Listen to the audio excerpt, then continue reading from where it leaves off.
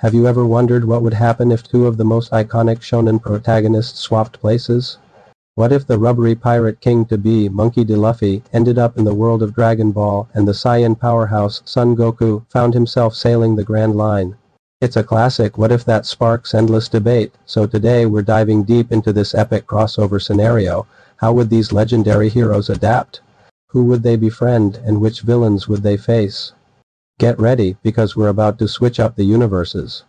Let's start with Luffy landing in the Dragon Ball universe. Picture this. A strange, stretchy boy in a straw hat suddenly appears on Mount Paozu. The first person he'd likely encounter is a young Gohan or maybe even Master Roshi. Luffy, with his insatiable appetite and boundless optimism, would probably see this new world as the ultimate adventure. He'd be amazed by the food, the strange landscapes, and the incredibly strong people. His first instinct, as always, would be to find a crew and hunt for the king of the world's treasure. He might mistake the Dragon Balls for some legendary treasure, especially after hearing they can grant any wish. Imagine Luffy's excitement. A treasure that grants wishes? That's even better than the One Piece. I'm gonna find 'em all. This quest would immediately put him on a path similar to Goku's early adventures. He'd likely befriend Bulma, whose genius intellect and dragon radar would be invaluable. Bulma, in turn, would be utterly baffled by Luffy's rubbery body and simple-minded determination. Their dynamic would be hilarious, a tech genius trying to make sense of a boy who runs on meat and willpower. When it comes to training, Luffy's approach would be unique. He wouldn't be interested in mastering ki in the traditional sense. Instead, he'd probably try to eat a senzubin and declare it the most delicious thing ever. But when faced with powerful foes like the Red Ribbon Army or King Piccolo, Luffy's devil fruit abilities and Haki would shine. His gear transformations would be a spectacle. Imagine him using Gear Second against someone like Tao Pai Pai. The sheer speed and power would be a complete shock to the Dragon Ball world, which is used to ki blasts, not rapid-fire, Haki-infused rubber punches. His biggest challenge? The Saiyans. When Raditz arrives, he'd sense Luffy's fighting spirit, but he wouldn't detect a power level in the traditional way. This could lead him to underestimate Luffy, a fatal mistake. Luffy, seeing Raditz threaten his new friends, would go all out. A Gear 4th King Kong gun against a Saiyan? That's a sight to behold. Luffy's resilience and unpredictable fighting style, combined with his armament Haki, would allow him to damage even foes who seem physically superior.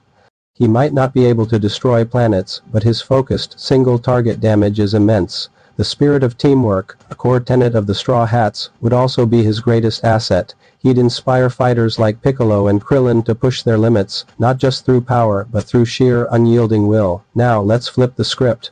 Son Goku, our beloved Saiyan, finds himself on the Thousand Sunny, right in the middle of the Grand Line.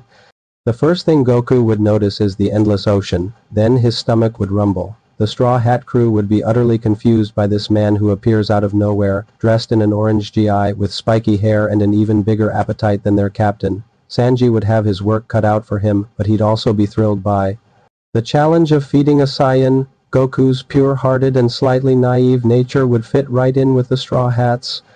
He'd be fascinated by devil fruits, probably asking if he could eat one, much to the crew's horror. So if I eat this, I can't swim? But I'll get a cool power? Tough choice. He'd immediately want to spar with Zoro and Sanji, pushing them to new heights.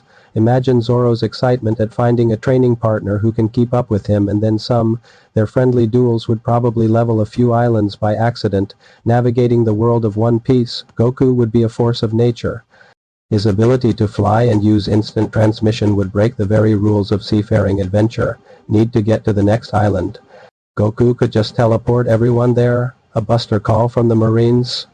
Goku could probably deflect the cannonballs with one hand. His presence would fundamentally change the Straw Hats' journey. When facing the villains of One Piece, Goku's reaction would be priceless. He'd see someone like Crocodile or Flamingo and simply say, "Wow, you're strong.